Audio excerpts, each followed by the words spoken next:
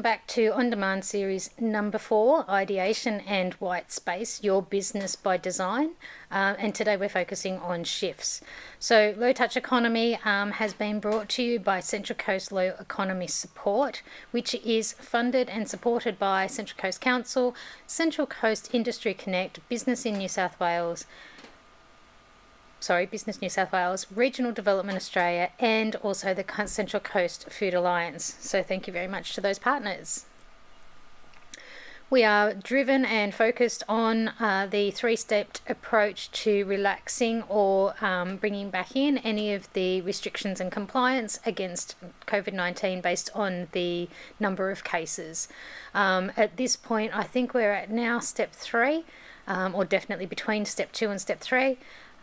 Where we are continuing to relax and open up spaces to 20 people plus. Gyms are reopening on the 15th of June. So we're well and truly towards reopening and trying to restart this economy and allowing all parts of the businesses to be able to reopen. So now more than ever, businesses need to not make mistakes as they go and learn lessons on the fly. So we're trying to give you as much information as possible. What we are focusing on is the restrictions, safety, regulation, technology, industry dynamics, and also human behaviour. Understanding that human behaviour is what is going to change or drive change. And so therefore then we are actually understanding what we need to do to design our businesses against the humans to ensure that we match those needs and new demands. There's been a series of 4 on demand, or each of them focusing on a different area. We're in section 4 or series 4, which is ideation and white space, and today it's all about, which is 3 sections actually. So white space by triggers, which was 4.1, the previous segment. 4.2 is white space by supply and distribution shifts, and then 4.3 is white space by opportunity. So you can see they sit very, very closely together, each of them only being 10-minute segments. So in the previous segment, we identified the 6 different triggers that could actually trigger new opportunities and therefore what we are classifying as white space. We then triaged them or weighted them against the relevance of the low touch economy and the restrictions and the COVID restrictions as businesses reopen to trade successfully instead of just reopening to comply. And then we also looked onto the horizon, who would be taking those opportunities and who the competitors would be and what they look like and what weapons they'll be holding. We then understood the characteristics of your particular business or the capabilities of your business to then start being able to triage the opportunities as they come to you. There could very well be a tsunami of opportunities come towards you, and as a business you may sit there and go, yes, I can try and do that, and I can try and do this, and I can try and do something else, all just to survive. Now what we are doing or running the risk of doing at that point is actually spinning the wheels so hard that we're actually ploughing money in, even if it is just through effort and the cost of the time wasted to try and take advantage of all of these opportunities. What this is trying to do is to triage your business or give you a triage system to help you understand the opportunities on the horizon. What do they look like? Who's going after them? What are my capabilities of my business? And then how do I measure which ones I should put my time and effort into and focus on, and which ones I just allow to pass me on an educated view. So looking at number 1, which is industry shifts. So we're going to actually start looking at what is happening to create an industry shift. So industry shifts are redesigning of supply chains, new market entrants. So supply chain redundancies, there could be opportunities for service for nearshore, forward shipping, dark stores, new logistic processes, cost-efficient local production, or automation of services.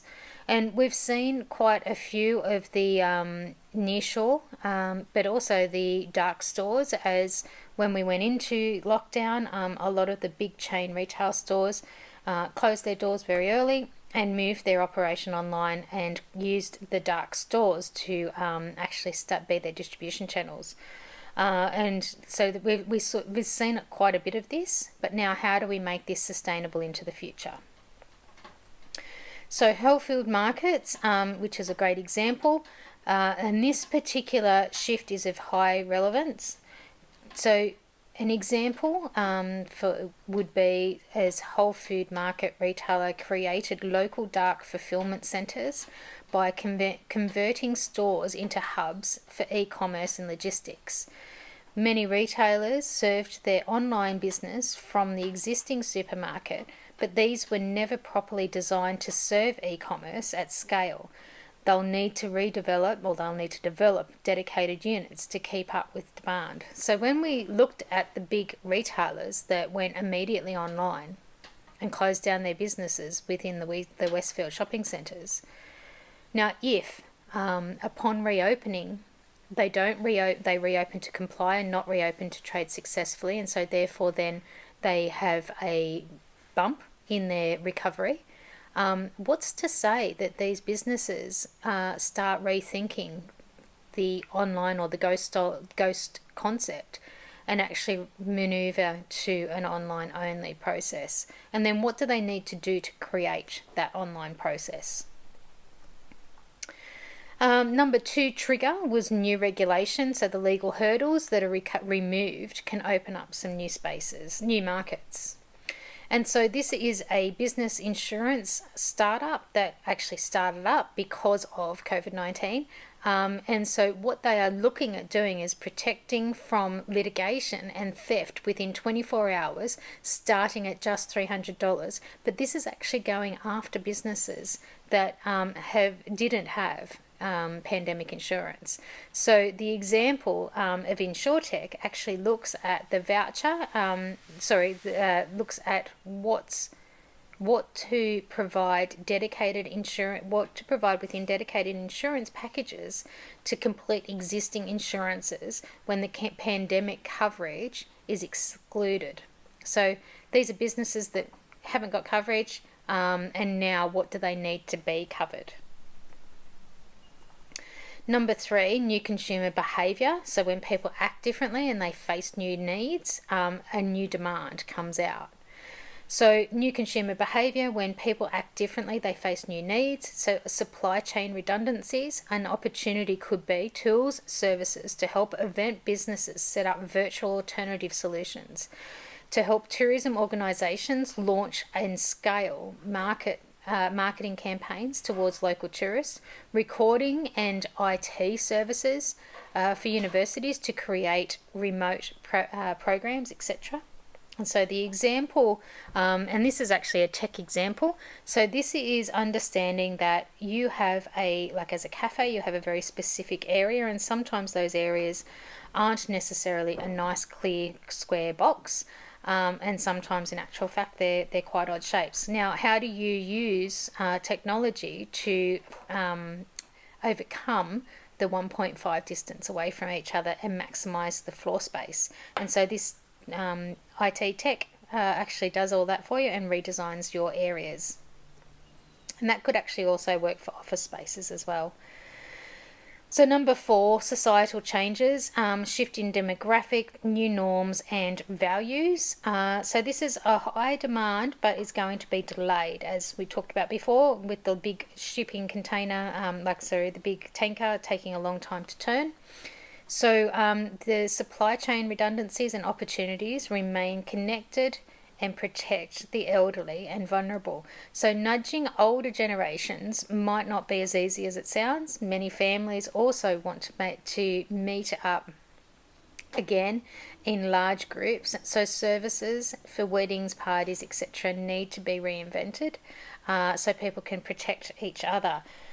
Now, one example, which is a very small example, is our elderly. Although we've been disconnected to protect the elderly have been plummeted towards having to deal with new technology, and so this new entrant is a great example. So Kando Tech. Now more than ever, younger generations need better tools to help support older generations. Kendo Tech offers tech support for seniors. Other startups like Honor are in the perfect space to pivot in this area as well. So these are people who have gone after the new behaviour is that elderly need to enact or interact with technology. So how do we support them in doing that? And so they've gone after that new opportunity. And now down the bottom there, we've got new tech, which it becomes easier to solve specific problems, such as the one that we've just spoken about, and then also new access to new resources. And this will come over time, and new partnerships will start, collaboration and partners and new relationships will start to begin to emerge, and from that will also come new resources. So we won't go into those as examples because they're very low end, whereas, what we really want to do is focus on those top 4, knowing full well tech and resources will come to support that. A tech support would be an opportunity. Of course, the rapid adoption of digital services in general will continue, but this will be due to shift in consumer behaviour, not because a technology has been discovered that opened up a new market. So this is basically just saying, because something's not going to be invented that's going to drive a big shift, we need to, that's why it's low, we need to wait for these technologies. And, Zoom is one of them, and there'll be a whole range of new video conferencing tools that will become easier and easier, will start coming to fruition as time goes on, but that's not actually driving change. And then number 6, access to new resources, so network access, new assets and new partnerships, opportunities that may come out of there. So while locally some companies will benefit from a reshuffle in supply chain and new business networks, the shift won't be a key driver for a white space. So that's not something to go after. It's a byproduct. And so looking at the shifts mapped across high to low against the relevance of the low touch economy, across the white space opportunities, you can see them mapped out. So our number 1 was industry shifts, our number 2 regulation, 3 consumer behaviour, 4 societal changes, 5 resource assets, and 6 new technology being down here. There's a couple of examples through this slide as well. So, on the industry shift, in the high area, there's virtual migration, nearshoring, local automated warehouses, dark stores, local distribution businesses, office redesigns, and digital venture partners or partnerships. Now, new regulation, there's a couple of ideas in there too. Remote court services, private remote diagnostic tools, B2B admin tools for sensitive data, authentication services, risk profile calculators, new consumer behaviours, because it's human behaviour and that is a massive driver, that's actually quite high. So informal communications, health wellness at home, optimise e-commerce, rental equipment at home, B2B tools and scaling, and then it drops down into societal changes, being remote health trackers, personal security services, elderly IT support, new niche insurances, supply chain transparency, alternative family gatherings, and also remote activity and monitoring. So that's it for white space by shifts in distribution, supply and distribution shifts. Next module is 4.3, which is white space by opportunity. So thank you for your time, and I will see you in 4.3.